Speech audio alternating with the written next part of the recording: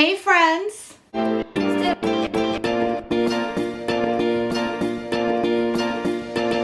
My name is Desiree, aka Mama Friendly, and I do all sorts of videos on my channel, from cooking videos to planner videos, vlogs, hauls, homeschool videos with a Disney twist, a little bit of everything. So if any of that sounds like fun to you, I hope you'll subscribe and join me on my YouTube adventure. Today's video is a collaboration hosted by Melissa of I'm Merely Melissa and Christy of Christy's Farmhouse. I'm gonna have both of their channels linked down below, and because this is a collaboration, there's going to be a playlist so that once you finished watching my video, you could check out what all my friends made at that link as well. The theme of this collaboration is fall comfort foods. And if you know me, you know it's gonna be pumpkin and it's probably gonna be a dessert. Now, if you've been following my channel for a while, thanks.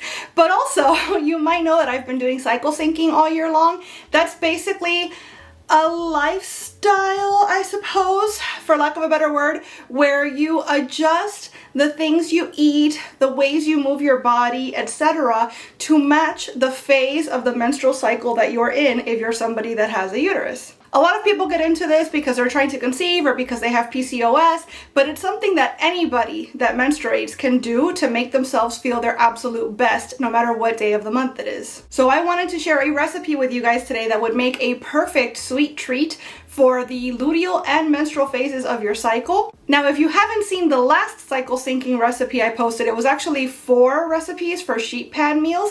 I'll post that video up here. You'd have seen that chickpeas, or garbanzo beans, depending on where you're from, are a great ingredient to incorporate into the luteal and menstrual phases. So this recipe that I'm sharing with you today is pumpkin chickpea blondies.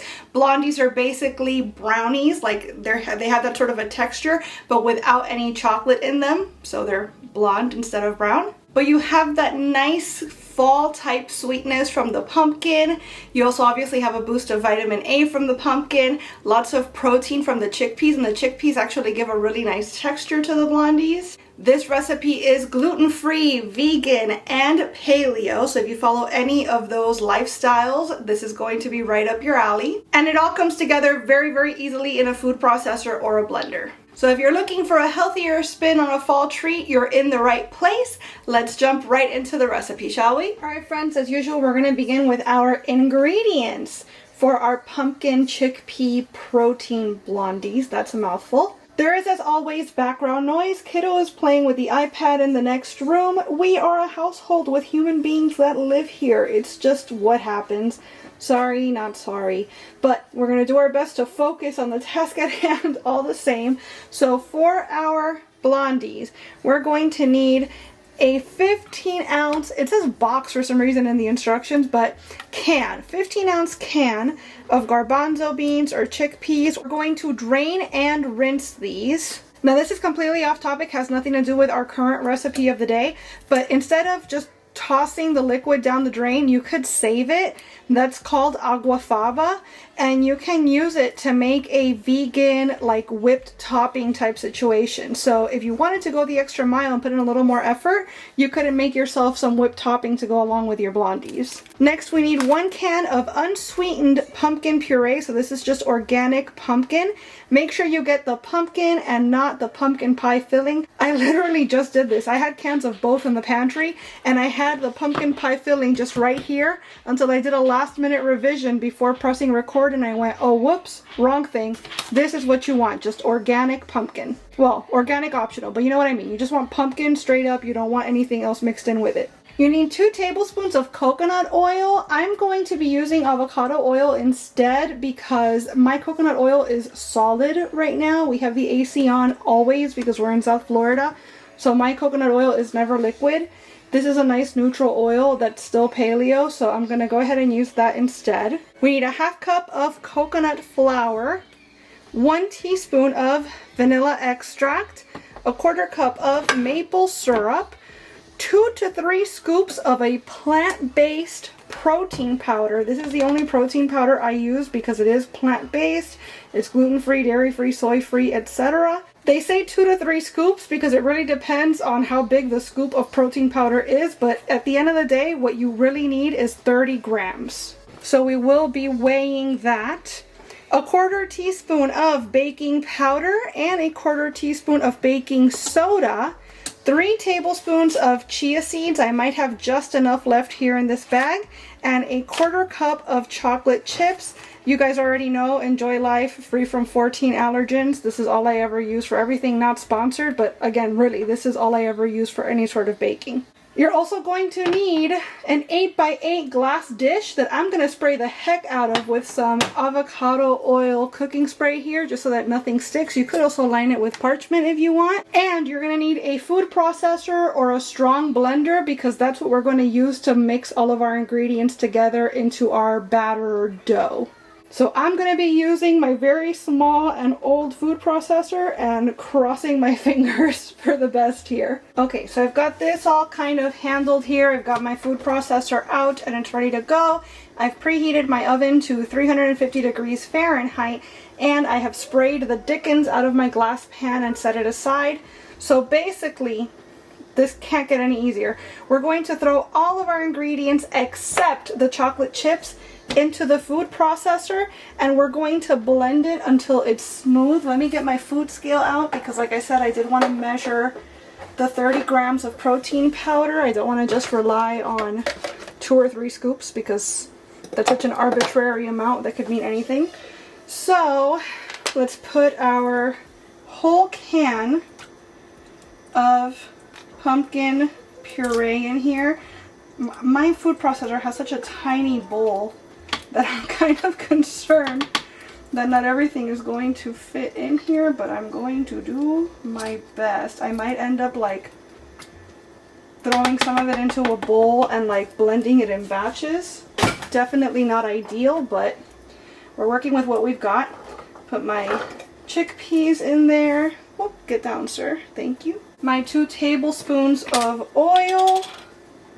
So that's gonna be 1, 2. I have all of my little measuring utensils out here as well, so that I don't have to start digging for things as I'm cooking, as I'm preparing the food. We're gonna put our 1/2 cup of coconut flour. Ooh, it's a little lumpy. I don't want to over measure coconut flour because it's so testy for cooking. 1/2 cup of coconut flour. It's already smelling really good. 1 teaspoon of vanilla extract. This is one thing I never measure. I just kind of eyeball it because I feel like the likelihood of having too much vanilla is so low.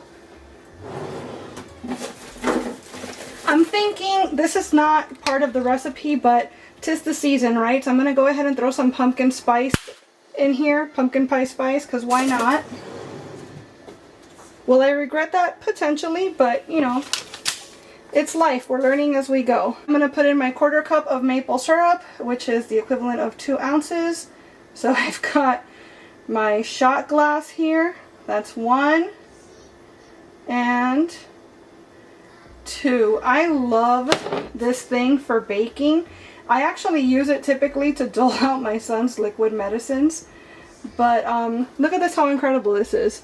It's got markings on it for everything. Tablespoons, ounces, milliliters. This is incredible. If you want one of these for yourself, I'm going to try to find it again on Amazon and link it down below. But I can't live without this thing. It's amazing. Measured out my 30 grams exactly of protein powder. So that's going in as well. 1/4 teaspoon baking soda and 1/4 teaspoon of baking powder. Lastly, as far as the food processor is concerned, we're going to do 3 tablespoons of chia seeds. I'm actually going to grab a different tablespoon because I don't want to put that oily spoon into the bag. Not that there's much of the bag left, but all the same. So that's going to be 1, 2. I literally might have like just enough. Yep. 3. That's all of our food processor ingredients. It all fit. Let's see how well it mixes in here. Gotta be honest with you, there's not a whole lot about that that's very cute. I'm gonna try to give it a little mixy mix with the spatula here and see if I can't coerce some of the top stuff to the bottom and vice versa. What I'm going for really is I just want the garbanzos to be really mashed up, the chickpeas. So actually, in retrospect, it might have been a good idea to put those in here first and run them, like kind of give them a head start, and then everything else would have just been a matter of like mixing, really.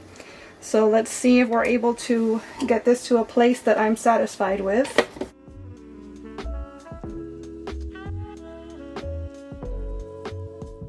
I can still see some bits up here where the chickpea is still not completely integrated, but we're very, very close.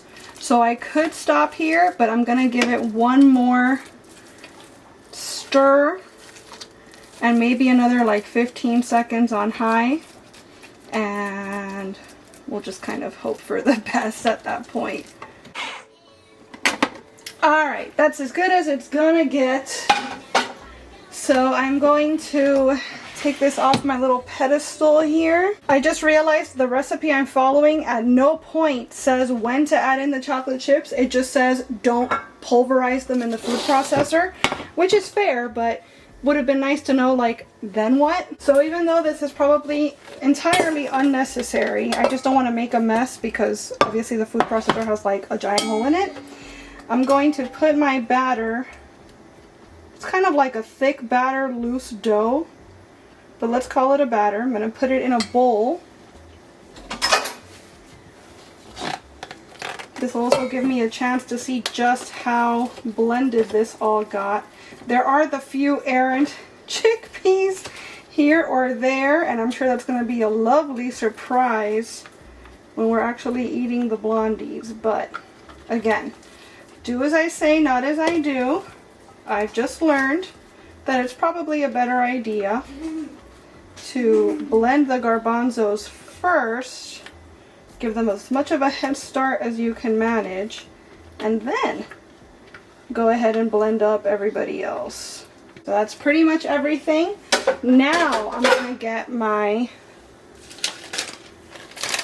chocolate chips. I've got some in this bag and some in this bag, so that's fine, I think. You can always add more on top before everything bakes.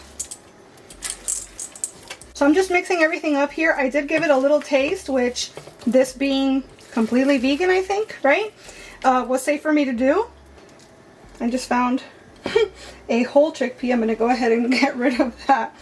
Just because, again, it's not going to be super pleasant biting into that later. It's not going to kill anybody. But do I want to necessarily bite down an entire chickpea when I'm eating a dessert? Not really. So, yeah, I gave it a little taste and it's quite nice. I think that the addition of the pumpkin spice was a really good idea. And I think I am going to put just a teensy bit more chocolate in here.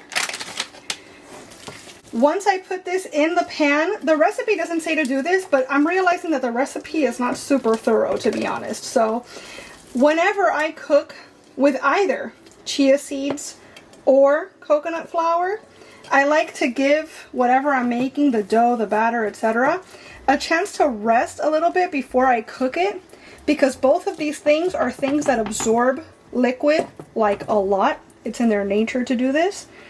And so I find that you get the best texture to your finished product if you give them a chance to absorb some of that liquid before you force heat onto them. So I'm going to sprinkle a little more chocolate on top because I really don't think it could hurt. I'm going to give this a rest for about 5 minutes. I'm going to pop it into my oven, which is preheated at 350 Fahrenheit, like I said earlier. It says bake for 40 minutes or until they aren't goopy.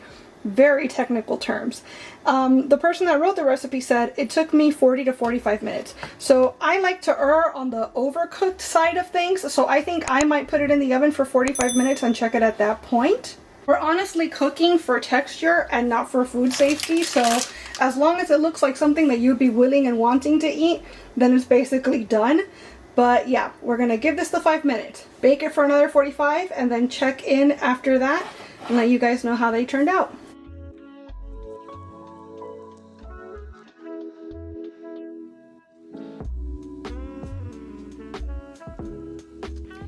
Alright pals, there's my pumpkin blondies. I will say I had to cook them for about 50 minutes before I felt like they were properly cooked through.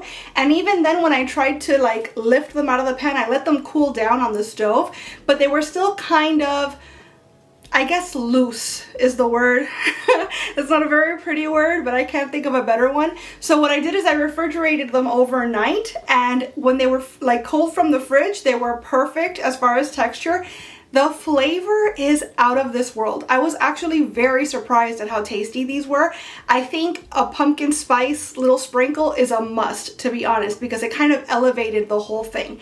And I will reiterate, I think that blending up your chickpeas and making sure that they're as smooth as possible before you move on with the rest of the recipe is pretty much a requirement because while I very much enjoyed the texture and the flavor of the blondies, I did get the errant like whole chickpea here and there, and while it wasn't entirely unpleasant, it would have been better without. You know what I mean? That's something that its absence would have added more than its presence. But as long as you follow that instruction, I think these are a really great and healthy fall treat. So if you decide to try this recipe for yourself, I would love for you to come on back and let me know how you liked it. And as always, I want to thank you all so much for being here and watching this video. I really hope you enjoyed it, and if you did, I hope you'll please give it a big thumbs up.